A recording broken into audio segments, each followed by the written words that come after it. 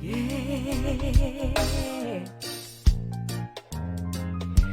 From US to Canada, Germany, Japan, there is less complaining, and in Singapore and Ireland, millions of people from all over the globe just call this fever for complaint-free-world.org.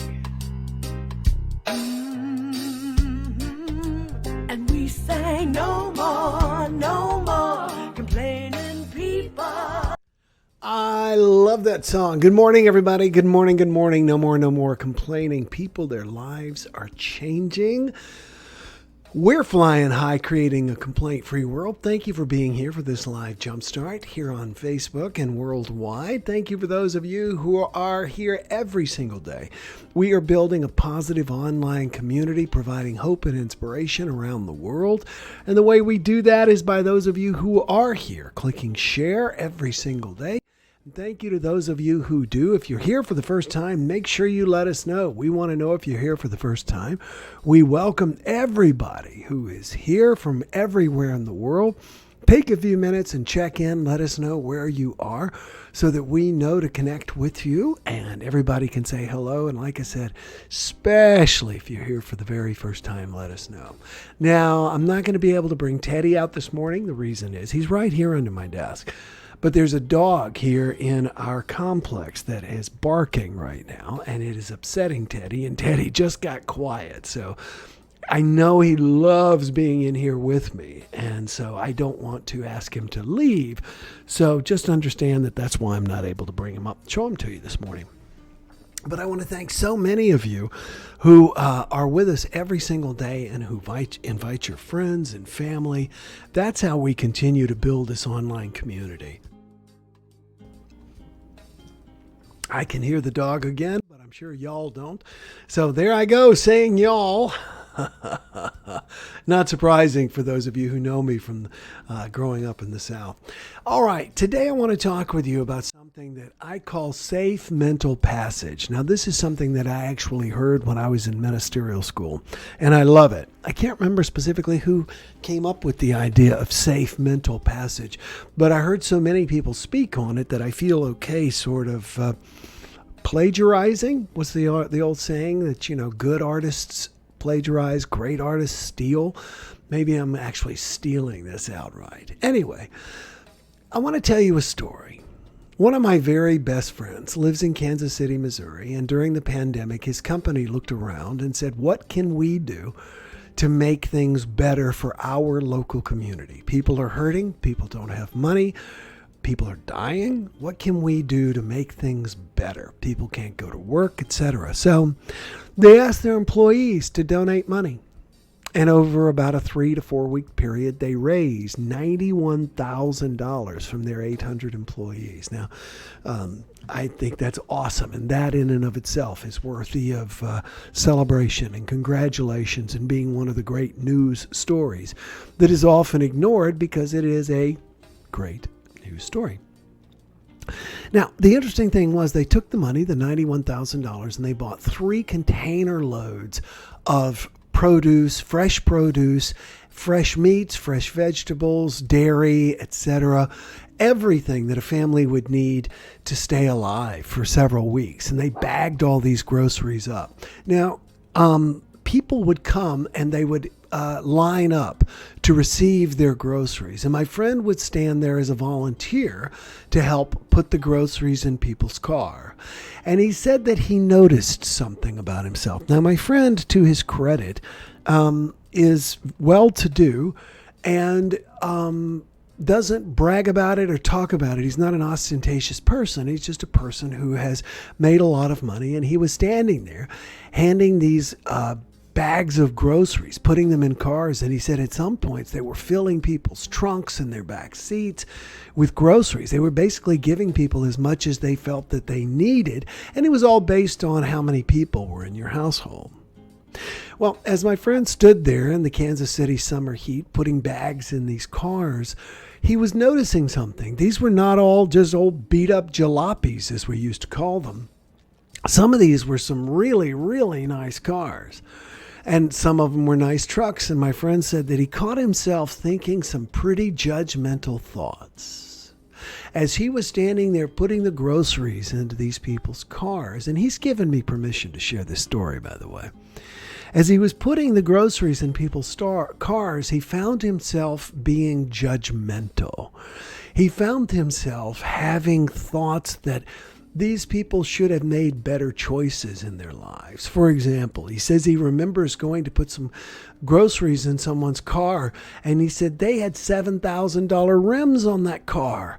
And he thought to himself, well, maybe you could have made a little bit better decision on the rims, then you wouldn't have had the trouble with being able to feed your family. And he had several thoughts like that. Damn, you're driving a nicer truck than I am. To his credit, and this is the point I want to make, and that's why I love this man. To his credit, he caught himself. To his credit, he realized that it is not his place to judge other people, that it is his place to be there to serve other people, to put groceries in their cars, not to worry about what it was that got them there. It helped him to remember how truly blessed and fortunate he was and is in his life, and to no longer judge other people. Now, why do we judge other people? Do you realize that the original sin is to judge? Literally, in the Bible. It's not to eat an apple. There was no apples in the Garden of Eden.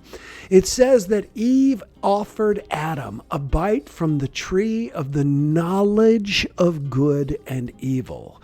God said, if you want to live in paradise, if you want to live in paradise, if you want to live in Eden, you should never eat from the tree of the knowledge of good and evil.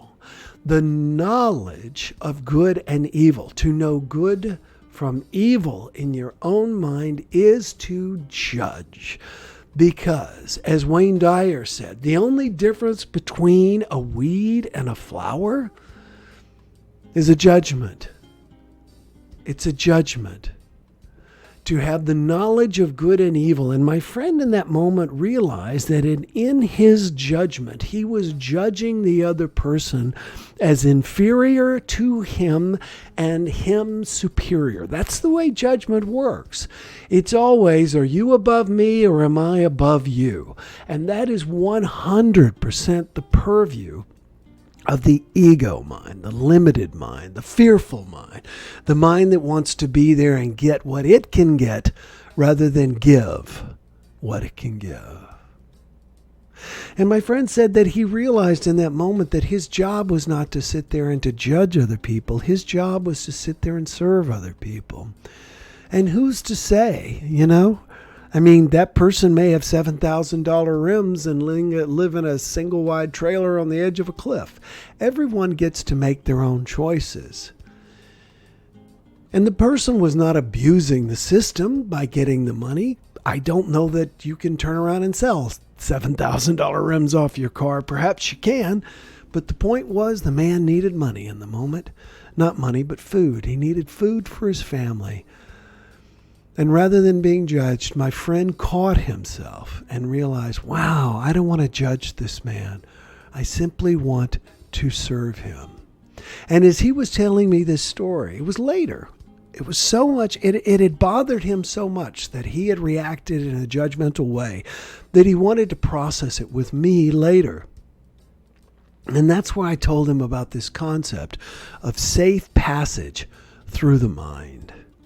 That means that when you think of someone, you provide them safe passage through your mind. Now, they don't even know they're going through your mind. But the point is, you don't need to attack them as you run them through your mind.